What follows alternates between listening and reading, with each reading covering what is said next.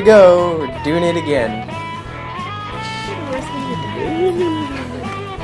I wrote multiple scripts. I have a stack about this high of scripts that I wrote.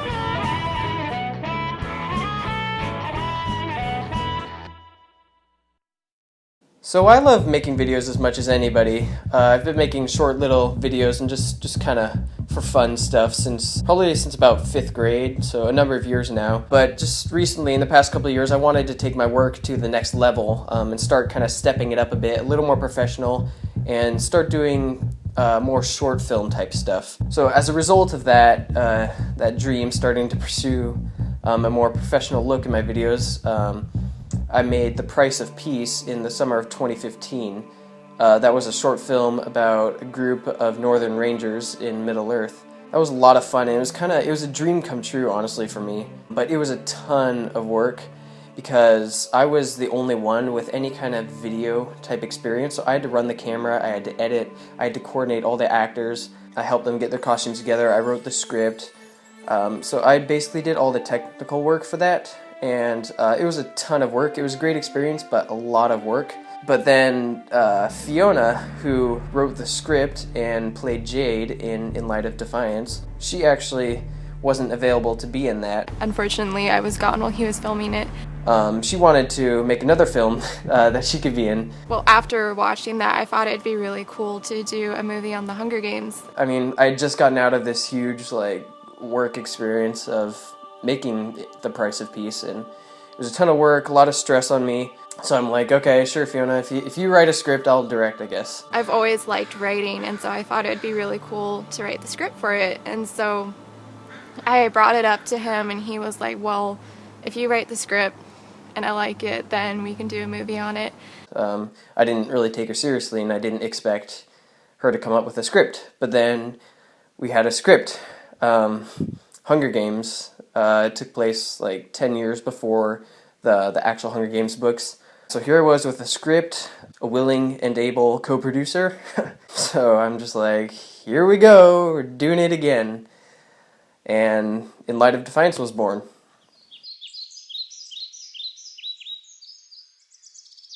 So writing the script for me was a really cool experience, especially as a writer. I loved writing stories, but I'd never written a script before, and so it was just a really unique experience to be able to have that opportunity and to see it come to life in a movie.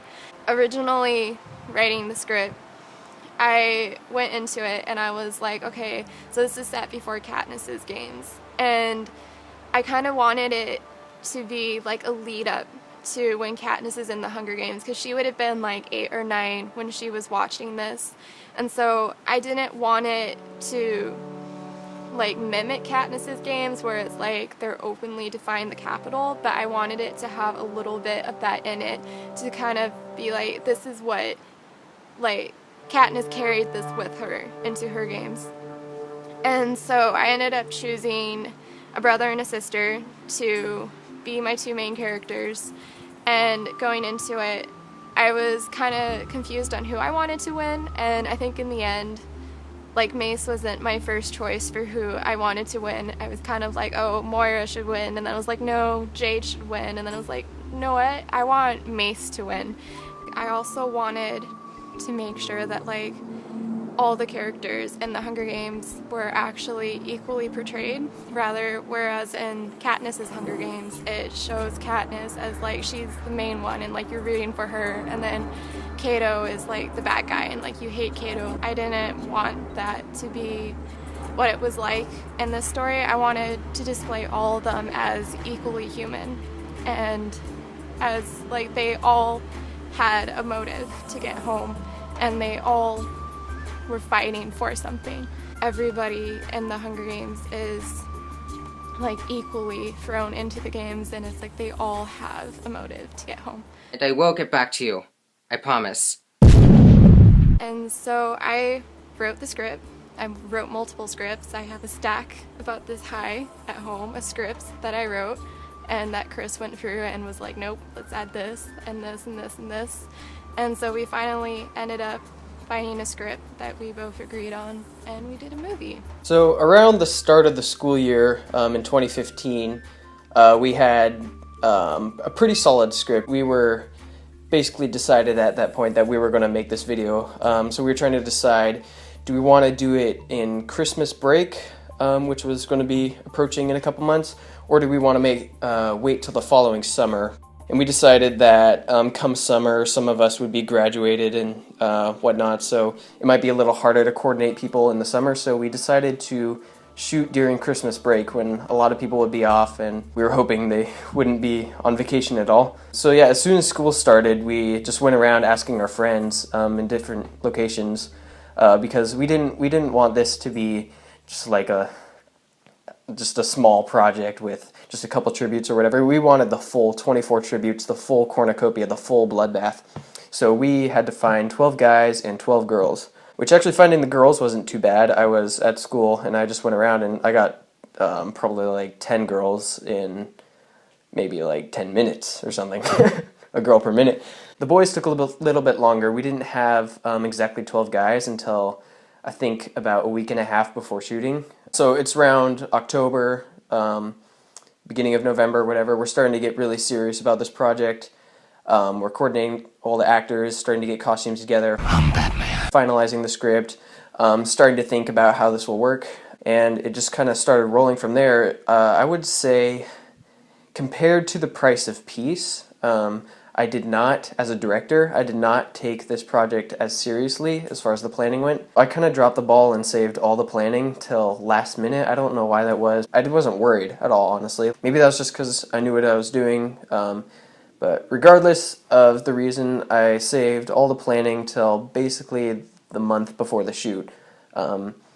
So in this time, we were just coordinating actors, finishing up the script, and just getting things ready to go.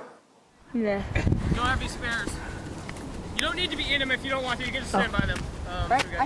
Day one of shooting. It's good. Yeah, have you died yet? So many times. Also, the sand tastes amazing.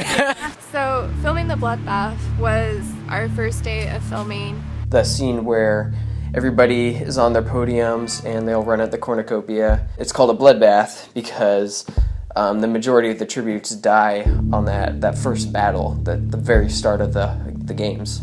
So it's Saturday. This is like 5 days before Christmas. Going into it, I was really nervous. I know that Chris was kind of nervous. Like, was everybody going to show up with their costumes? Was there going to be a soccer team on the field? And it was just like, would everybody show up on time? Like, would we actually be able to get all the filming we needed to get done, like, in that day? And also just, it's 24 high schoolers and then a couple junior hires, and it's just like trying to figure out whether or not we'd actually be able to get them all to like work together without goofing off. So I got there at about 8:30. We're at Shoreview Park. It's the same place where we filmed most of The Price of Peace.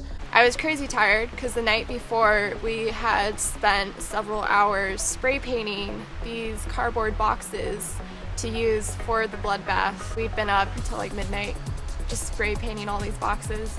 And so we had packed all those into the car. I set up all the boxes, the podiums, where the tributes run off of. It ended up looking really good, actually. Like, just while we were setting it up, I was like, wow, this looks really good. Everybody else started getting there around 9 o'clock or so. So then, once we had everybody there, I just started assigning them each to the box where they were going to stand. Come stand next to your box once I've assigned you. Nathan R. Delaney. Nathan J. Amy. Kyle. I actually had a cardboard cutout with a whole map of like where everybody was standing, and it was showing the route that they're going to take. It just showed what weapon they were going to grab. So I had this whole plan in my head of exactly how the bloodbath was going to work.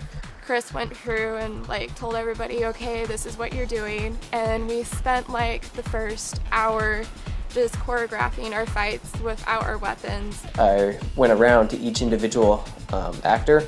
Yeah, Chris is making his way around.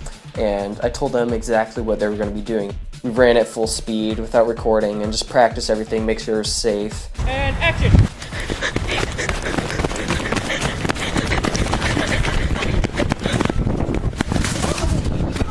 Because we were actually using sharp weapons and stuff. Like, these were real, some of them were real hatchets, real hunting knives and stuff. So We had to make sure it was safe. We're not supposed to touch it. I know, but Gosh, Marcus. I just really don't want the head to fly off. Yeah, that was... As soon as we were done with that, we just took like a 20-minute lunch break. Du sprichst Deutsch?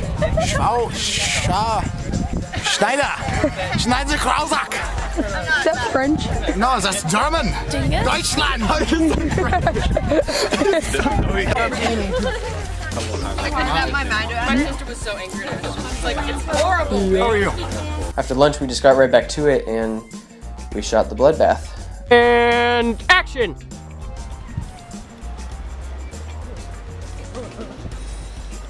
So that took maybe another hour or so. We did a couple wide shots that were just like the entire thing. Then a couple close-up shots of certain people getting killed and like where the careers kind of grouped together at the end. It was really cool just to see how everybody was so excited to be doing this. I would say that was probably my favorite experience from the entire project, shooting the bloodbath. I'm very happy with the end result. The bloodbath is actually my favorite part of the movie. I just personally thought it was very cool, from my point of view, to be standing where the cornucopia was going to be and just see 24 high schoolers and junior hires lined up, ready to shoot this film. To me, that was just a very cool experience to be able to witness that and be there for that. Yeah, it was a really good first day of filming.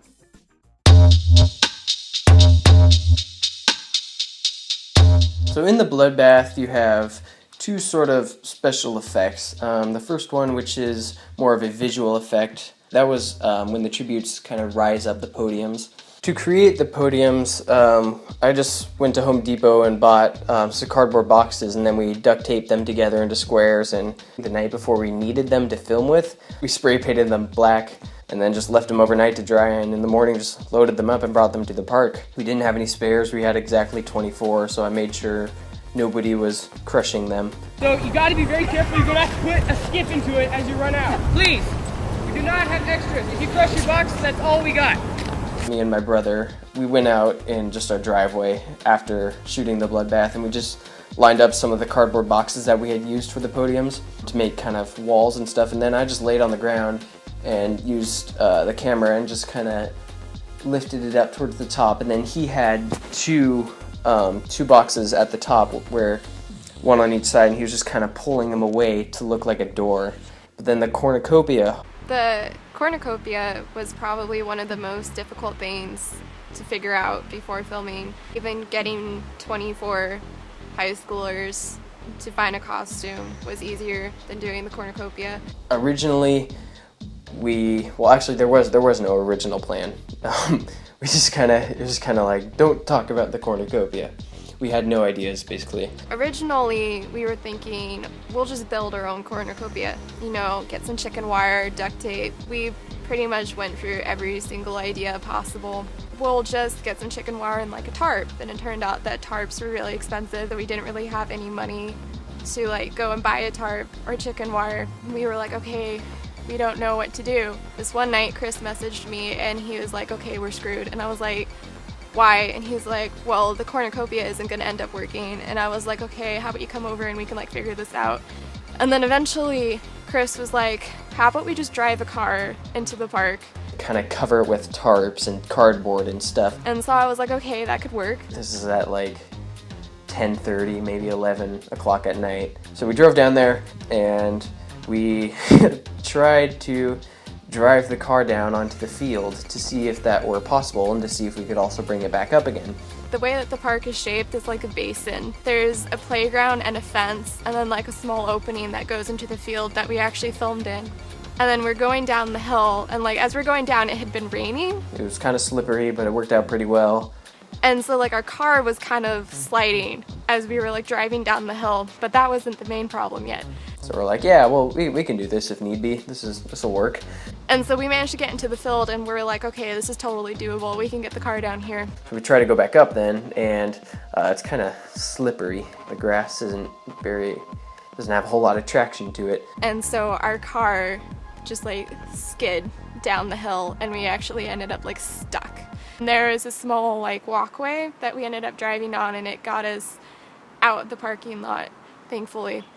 So we ended up leaving a couple marks. They weren't too bad. There were just car tracks all over.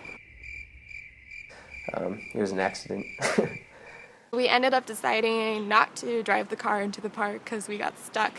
So I started thinking, like, what if we could actually animate this cornucopia in there? I was a little bit hesitant because he was just learning how to like animate it, but it ended up looking really good in the movie. That was a very time-consuming process. So what we did the day of shooting is we had 4 stakes, like garden stakes or whatever, and I just outlined where the cornucopia was going to be. All 4 of these stakes are the cornucopia. So this is a wall. You cannot go through here. And this is a wall. You cannot go through here. And I just told all the actors, this is a solid wall. Don't walk through this. The entire time we were shooting, I didn't actually know if the cornucopia was going to work out, so there was a small chance that if it didn't work, we were going to end up with no cornucopia in the video. From there, we took the footage to the computer and got that process going.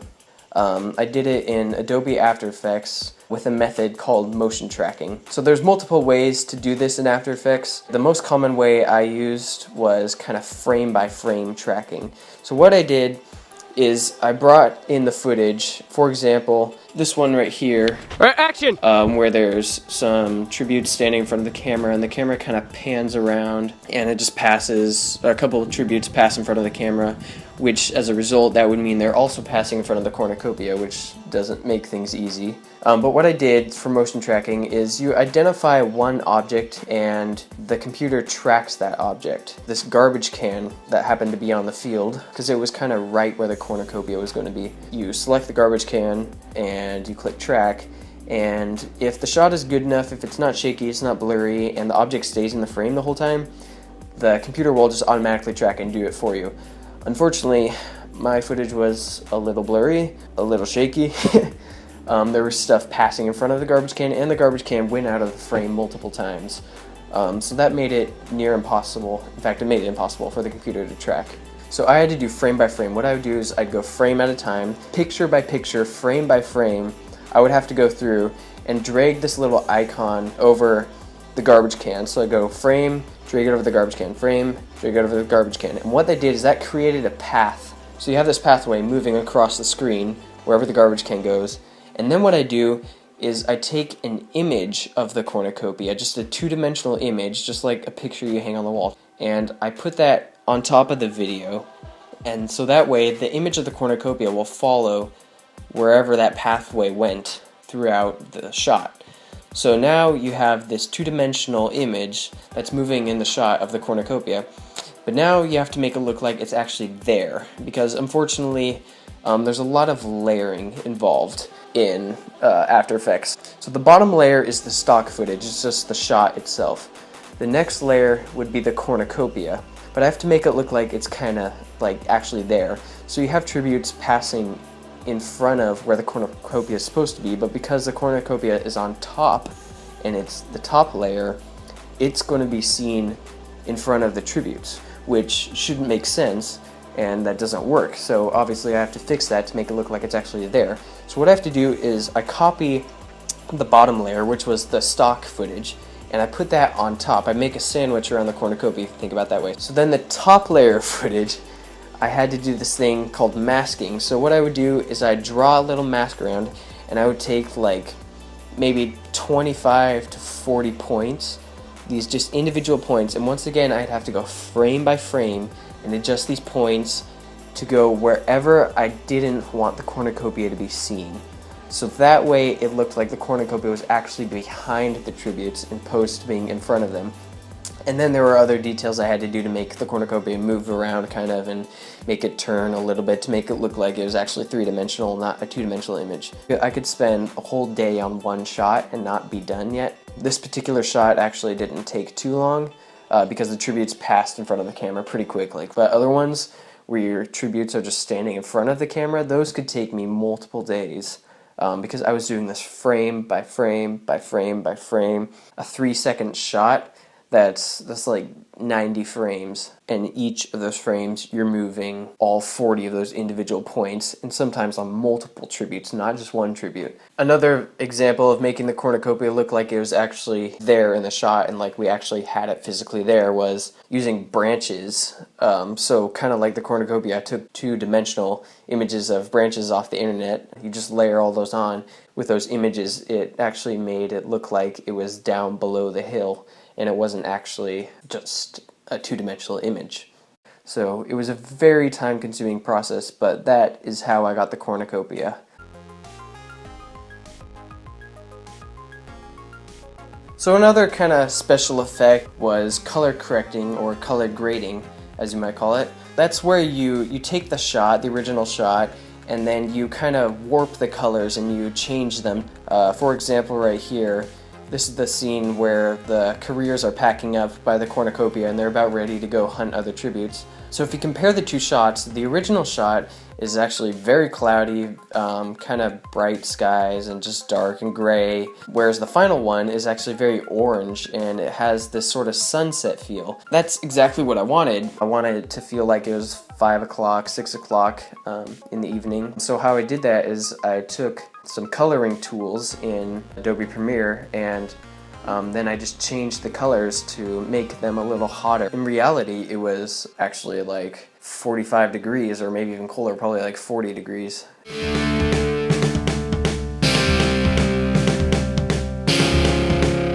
So a very common complaint I heard on set a lot was how cold everybody was. It's good.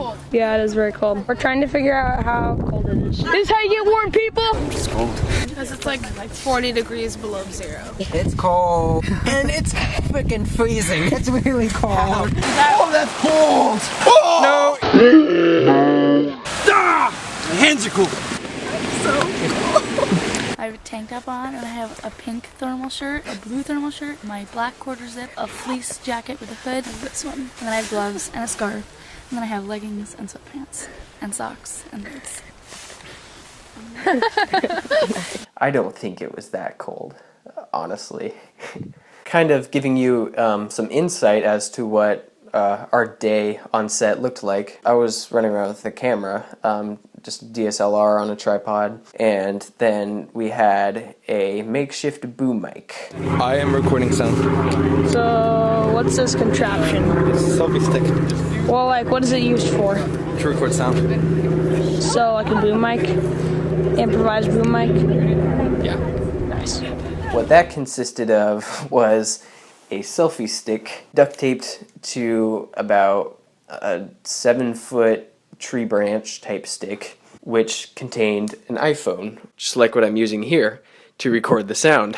So we just used voice memos, the Apple app, and recorded sound with that. So what we would do is actually just stick it in the selfie stick like that and hang it over the person's head, kind of like a boom mic. Usually that was somebody taller doing that. There were a couple times when I did it while holding the camera. That was kind of tricky, but it worked out just great.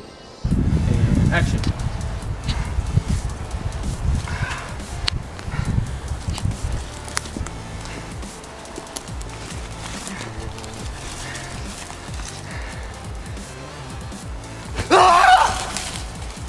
Chris as a director, overall he did a really good job. I feel like he was very good at just making sure that everybody was paying attention and that they knew what they were doing. So give it like 5 seconds before you go. Wait, who leaves first?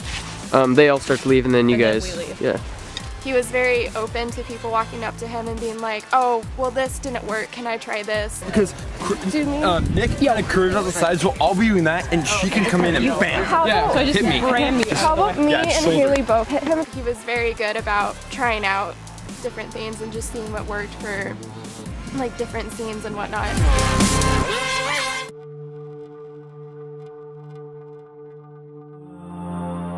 The last scene that we filmed was the scene down by the river. That was me, Marcus, Haley, Fiona, Brittany, Ethan, and Amy. We didn't know exactly where we were going to film it yet, so we went down to the river and started kind of scouting and just looking for a good place to shoot.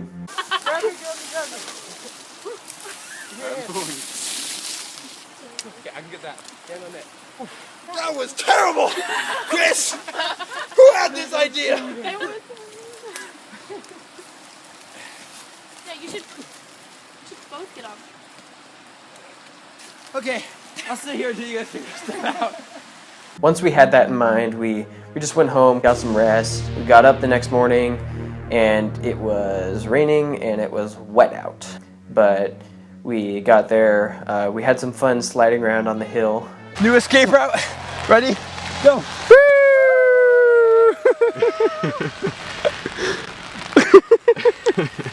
So originally when we went down there, the river was only like a couple inches deep. It wasn't that deep at all, and we were like, oh yeah, we can run across that, it'll be fine. We got there the last day and it was pouring rain. The river had like swollen so much, it was like up to my knees. It was crazy deep. I kid you not, the river had risen probably like a foot higher from where it was the day before, and as far as the bank went, it probably rose like 2.5 feet. So like it was down here one day, and the next day it was like all the way up here. I mean, the river was like at least a quarter wider than it was the day before, and deeper. Like the bank, it was all muddy and slippery. It was really, really cold because it was December. And we're all just like in our raincoats and like, let's get this done. All right, you guys ready? It was very cold and miserable. Haley and Brittany and Fiona were trying to tell me they got hypothermia afterwards. I mean, they're actors. What can you say? Nobody got hypothermia. We would run through the river. Ready and action! And then Chris was like, okay, let's redo that shot. And so we'd all have to slog back through the river and like up the embankment, and it was slippery. I think this was by far the hardest scene to film. It was a challenge for sure. We were trying to keep the camera dry and the mic dry and just any other supplies we brought down there. It took us maybe about 3 hours to get done, which isn't too bad, honestly. The fighting, it was probably some of the best fighting in the entire video, I would say. Not the overall sequence, but there were some good hits and stuff. I really like where Brittany, or Laurel, hits Jade with her quiver. And then also where Galen kills Laurel. That was actually accidental. We didn't mean for Ethan to get so close to Brittany with the knife, but it worked, and we just like, okay, well, we're just gonna leave it at that. And then the whole conversation between Moira and Mace was emotional and very revealing to the storyline, I think. The reason why I wanted Mace to win was because I really wanted to like send the message that in the Hunger Games, nobody in there really has any hope at all. They're all just fighting to get back home. That's the only thing that they really have in their head, is that I want to get back home. And just kind of gets the whole point of the entire video across, which is that these games are chaotic. I think Moira and Leon are like a great example of that, except Moira's conflicted because her brother's in the games, and so she's like, I want my brother to get home. And then in the end, she is mortally wounded by Jade and she's dying. It's just her and Mace could have easily killed her, but instead he decides to drop his weapon and decides to talk to Moira to give her some hope as she's dying. That wasn't you! Don't die like this!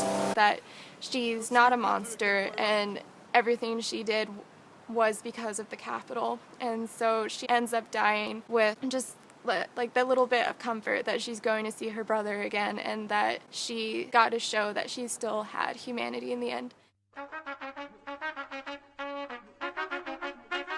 So the interviews of the tributes at the very beginning of the video, we didn't actually shoot that until January, so this was probably maybe about a month, maybe 3 weeks after we had shot the main portion of the video. We set up a big blue screen downstairs. Check out this room. How I did the blue screen was, again, in After Effects. That's what it looks like without the editing. You bring in the shot, and then you kind of select the color that you want to get rid of. In this case, it was blue, and you just edit all that out, and what you're left is you're left with the people. Because how a blue screen or green screen works, you can use any color you want, but the key is that anything that you want to stay in the shot cannot be similar at all to the color of the screen. So if you're using the blue screen, you can't be wearing blue clothes, otherwise you're like, if I was wearing a blue shirt, your whole chest would disappear. Like for example, actually, I had a purple coat as Caesar Flickerman that I was going to wear. Unfortunately, the coat didn't work, which is too bad because the coat looked great, but we had to just do the one of Caesar in the white shirt. There were a lot of glitches in the blue screen, but it was a learning experience. It was my first time using a blue screen for a live action video. I still think it turned out decently. For Caesar Flickerman, we had known from the start that that was going to be my part. Like in The Price of Peace, I played Dirthegg, who is the main orc chief. That was a lot of fun to do, but in this one, I just kind of wanted to step back and be more of the director, but I still wanted to be on screen a little bit, so we decided I would play Caesar Flickerman. We got to straighten out my hair, then we tied it up in a bun, got some kind of pinkish, reddish spray paint, sprayed that all up, a nice shirt, nice pants, and voila, Caesar Flickerman. As an actor, it was a little bit difficult because I didn't have the time, or I didn't make the time to explore the character really and kind of come up with a voice and stuff. So any actor would understand what that's like, just not being able to dive into your character. The day of, we were doing my hair and I was running through my lines. The dress. Yeah. And I say you look lovely in it, but we never mentioned the dress, so it's kind of coming up with how I would say it there, and yeah, it was a challenge. I didn't really kind of get into the groove of it until later on. You gotta keep this. Early on, I was just kind of like, what do I do? Do I talk British? Confidence. It's getting British. That's what we're like here. Confidence. Confidence. I have confidence. Confidence alone.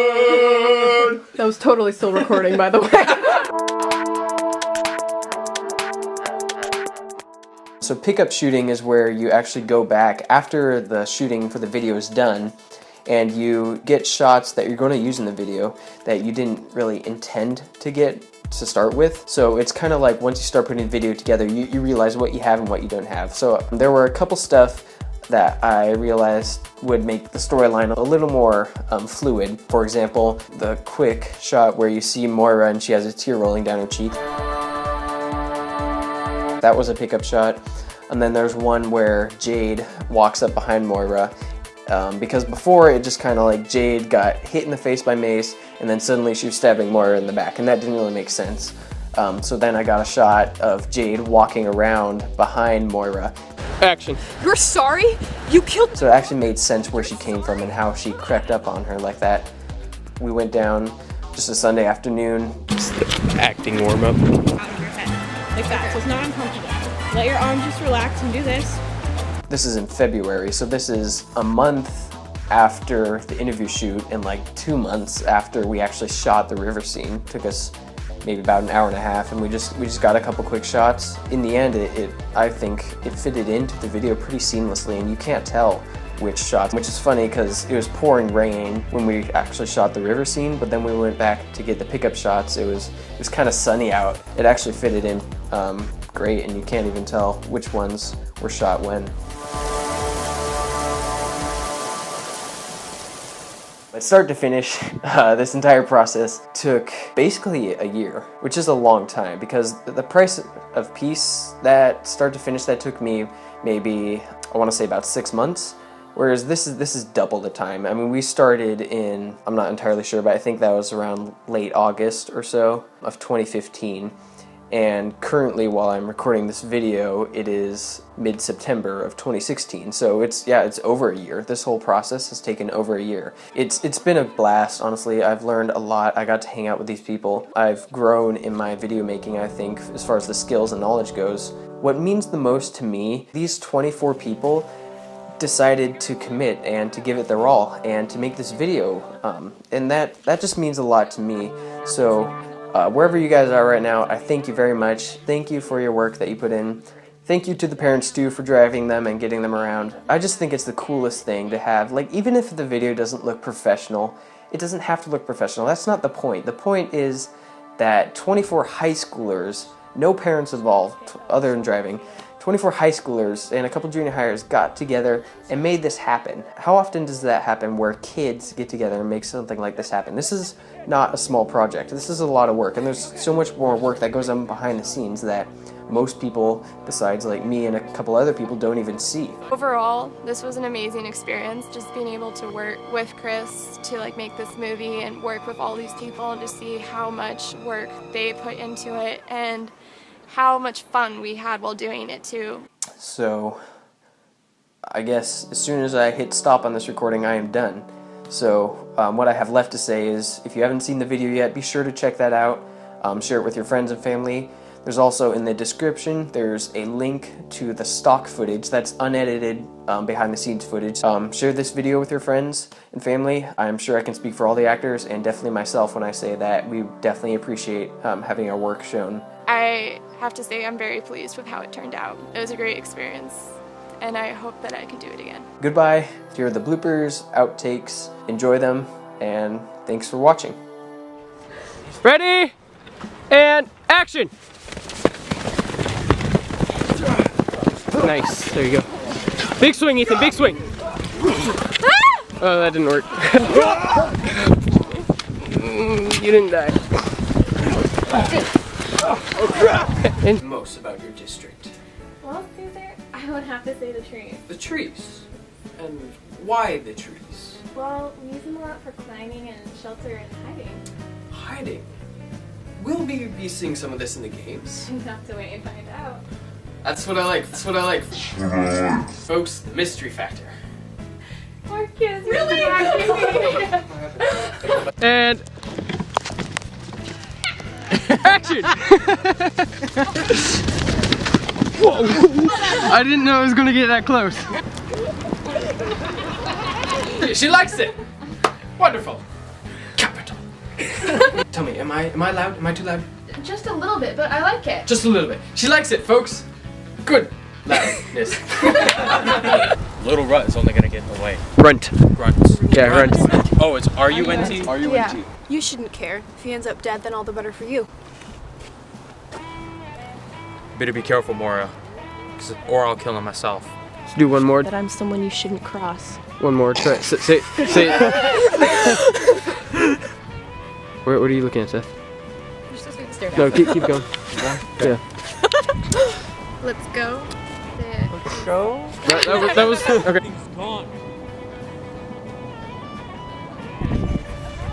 Do you guys die up there? What? You have to be able to pick that up. No, I will. Hi.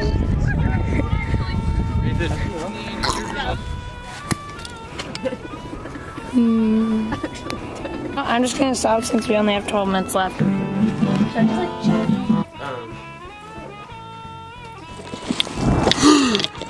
Sorry. You think you can defeat the career pack? You think you can... We group together. You take them out. That's it. Okay. Alright, let's go ahead. Action. We're completely pissed off. We're all dead. Might be dead anyway. We're all dead. All dead. We might die anyway if we don't... Reset. We're all dead. We're all dead. We're all dead. We're all dead.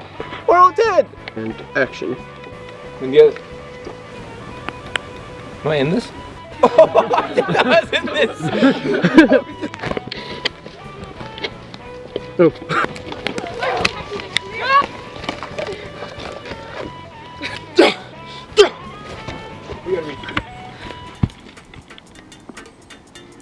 Are you gonna help her? Oh, I'm supposed to...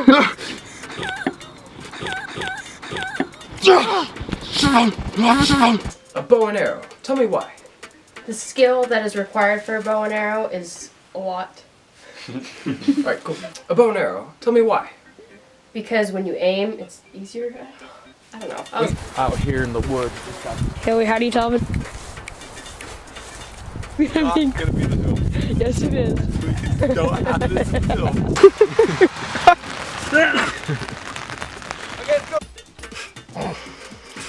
Alright. District. Alright. Okay, tell me. Suspected. Okay. Climbing, hiding, shelter. Shelter. Mystery. Will we be seeing this? Will we? I can't say that. Coral, I love you. I love you, Coral. He resembles a lobster. That was awkward. From District 4. District 4. Was that weird? Do you think you could make me a suit sometime? Something a little better? Okay, I think that's good. How do you see this game turning out for you?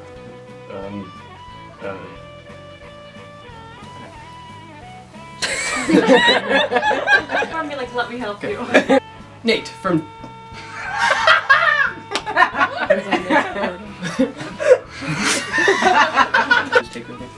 Okay, quiet on the set. Nate from District. Oh my goodness.